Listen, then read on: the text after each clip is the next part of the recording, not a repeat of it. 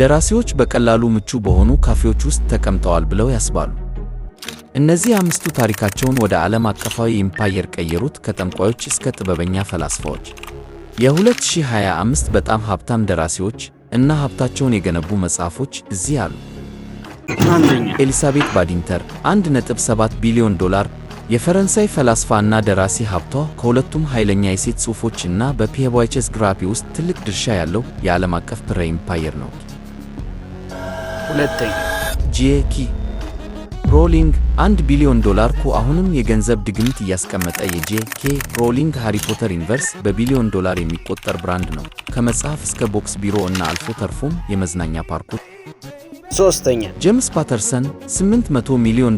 ከጄምስ ፓተርሰን ብዙ ሰዎች ኢሜይሎችን እንደሚጽፉ ሁሉ ስኬቶችን ይጽፋል። ከ300 ሚሊዮን በላይ መጽሐፍት በመሸጥ እና በርካታ ተባባሪ ደራሲዎች በመገኘቱ እሱ የማተሚያ ማሽን ነው።